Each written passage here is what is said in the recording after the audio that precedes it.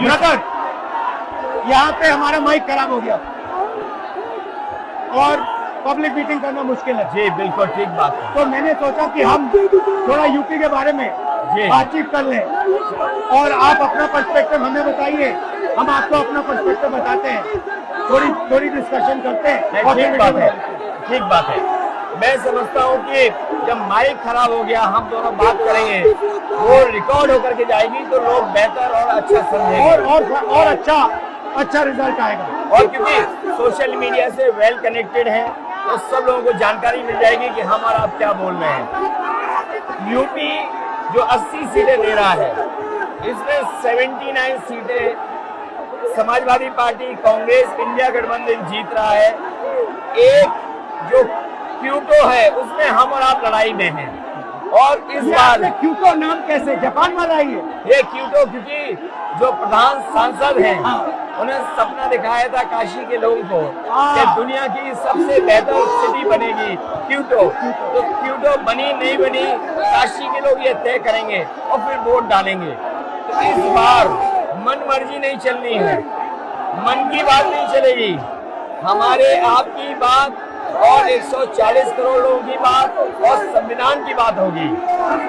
और आपने देखा, हम सब ने देखा कि यूपी को नरेंद्र मोदी जी ने बेरोजगारी का सेंटर बना दिया और इतनी बेरोजगारी की है।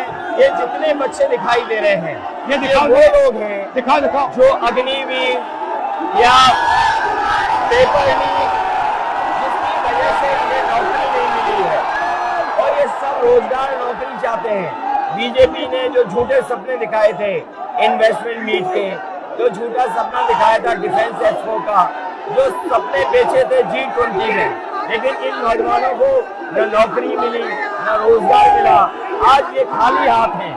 तो इसलिए हमें और आप मिल के जो आपने कहा, जो इंडिया गठबंधन कह रहा है कि 30 लाख बच्चों को नौकरी दी जाएगी, उस दिशा में हम लोग काम करेंगे। और पहली नौकरी पक्की स्कीम जिसके माध्यम से हर ग्रेजुएट को नौकरी का अधिकार, बेहतरीन ट्रेनिंग और बैंक अकाउंट में 1 लाख रुपए साल के। आपने नोट किया कि मोदी जी खटाखट बोलने शुरू कर दिए। ये आपके खटाखट के बाद वो रटारट खटाखट कर रहे हैं।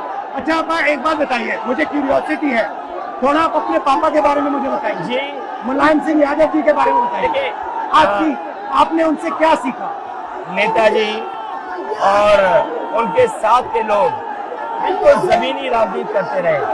हालांकि नेताजी कुश्ती, पहलवान और गांव के थे। करते हो कुश्ती? नहीं, मैं कुश्ती नहीं कर पाया जीवन में, क्योंकि मैं मिलिट्री स्कूल में चला गया तो कुश्ती नहीं कर पाया। लेकिन नेताजी इसीलिए धरती पुत्र बोले गए कि वो जमीन की बात को समझते थे। धरती पर जो लोग हैं उनकी क्या भावना है उसको लेकर के वो आगे बढ़ाना चाहते थे। और आपका इस क्षेत्र से और इस शहर से आज का लगाव नहीं है, न जाने कितने सालों पुराना लगाव है। जो इमोशनल कनेक्ट आपका इस शहर और शहर से है वो शायद और किसी राजनीतिक परिवार का नहीं होगा। तो नेताजी से उनका हार्डवर्क और अपने लक्ष्य के लिए लगातार काम करते रहना, जो गैर बराबरी की लड़ाई डॉक्टर राम मनोहर लोहिया यहीं लड़े थे। हालांकि हमारी आपकी विचारधारा की यहाँ टकराव रहा, लेकिन हमारे व्यक्तिगत या जो सिद्धांत में कभी समझौता नहीं हुआ। सिद्धांत को लेकर के हमने आपके साथ खड़े हुए और कई बार खड़े हुए, और आपकी भी पार्टी सिद्धांत से बहुत करीब रही समाजवादियों के। बट मुझे लगता है कि अब एक नई तरीके की पार्टनरशिप बन रही है, क्योंकि जो इस बार हमारा कोऑपरेशन है, शायद पहले ऐसा कोऑपरेशन नहीं हुआ। मतलब बिल्कुल सब जुड़ गए। सबसे अच्छा ये है कि जितना उन्होंने कहा 2 लड़कों की जोड़ी, उतना युवा आपसे, हमसे, इंडिया गठबंधन से और जुड़ गया। तो ये नेचुरल अलायंस है, और नेचुरल अलायंस इसलिए लोग महसूस कर रहे हैं कि वो चाहते हैं कि नौकरी और रोजगार मिले, नौकरी और रोजगार मिले। तो ये बड़ी भावना है कि हमसे आपसे ये यूथ कनेक्ट कर रहा है। सबसे सबसे बड़ी बात, महंगाई की चोट सबसे ज्यादा इन लड़कों को लगती है। हमारी थिंकिंग है और आपकी भी है कि ये जो 22-25 लोगों को नरेंद्र मोदी जी ने पूरा का पूरा धन पकड़ा है, उसको ठीक करने के लिए जो हमारे युवा हैं, माताएं बहनें हैं, उनको डायरेक्ट बैंक अकाउंट में पैसा देना। देखिए, ये जो लोगों के पास पैसा पहुंचने से जो अर्थव्यवस्था को लाभ मिलेगा, मैं समझता हूँ इनका भाग्य भी बनेगा और देश की अर्थव्यवस्था ही बेहतर होगी। ये जरूरी स्कीम है कि इनके अकाउंट में पैसा पहुंचे, जिससे थोड़ा बहुत जीवन स्तर इनका भी अच्छा हो। नरेंद्र मोदी जी डिबेट से क्यों डरते हैं? क्योंकि वो सच का सामना नहीं करना चाहते। पूरा उनका झूठ का गुब्बारा है। वो बीजेपी और बीजेपी के लोग मन मर्जी से चलते हैं, अपनी मर्जी से चलते हैं, और उनको लगता है कि डिस्कशन की कोई जरूरत नहीं है, क्योंकि वो सब कुछ जानते हैं। डेमोक्रेसी में जितना डिस्कशन होगा, जितने विचार एक दूसरे को हम सुनेंगे और एक दूसरे पे भरोसा करेंगे, उतना हमारा लोकतंत्र मजबूत होगा। ये बीजेपी के लोगों ने न केवल हमारी जान को खतरा पैदा किया है, बल्कि लोकतंत्र को भी और संविधान को भी खतरा पैदा कर रहे हैं। और इसका नतीजा दिख रहा है कि चाइना हमारी जमीन के अंदर आ रहा है, आ गया। ये बेरोजगारी बढ़ती जा रही है, जो प्रोडक्शन होता है वो नहीं हो रहा है, और पूरा का पूरा एक्सटॉर्शन, ईडी, सीबीआई, ये लोग मतलब एक्सटॉर्ट कर रहे हैं। कई बार सुनने को मिल रहा है और सरकार स्वीकार नहीं कर रही है, लद्दाख की हमारी सीमाएं सुरक्षित हो गई, और अरुणाचल के आसपास या सीमा जो चीन से छू रही है वो बहुत असुरक्षित है। तो चीन से जहां हमारा सीमाओं का खतरा है, वहीं चीन से हमारे बाजार को भी खतरा है।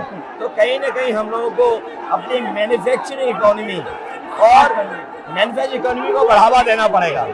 और ये जो स्कीम्स है, पहली नौकरी पक्की और महालक्ष्मी, ये मैन्युफैक्चरिंग सिस्टम को, इकोनॉमिक सिस्टम को जंप स्टार्ट करने के तरीके हैं। ये बहुत अच्छा जंप स्टार्ट होगा। इसको अगर फोकस होकर के आईआईटी, पॉलिटेक्निक, इंजीनियरिंग कॉलेजेस को, इन सबको इकोसिस्टम में ला करके, मैं समझता हूँ युवा नौजवानों को अच्छी नौकरी और रोजगार मिल पाएगा। और हमारा लक्ष्य है कि सब, हर जात को भागीदारी मिले, स्पेस मिले, हर इंस्टीट्यूशन में, बिजनेस में, एजुकेशन के सिस्टम में। तो वो हमारा, हम दोनों का लक्ष्य है। बिल्कुल। और क्योंकि जो बात सभी दल कहते थे, आज इंडिया गठबंधन कांग्रेस भी कह रही है कि सामाजिक न्याय जरूरी है, जाति जनगणना जरूरी है। देश के लिए ये बड़ी चीज है।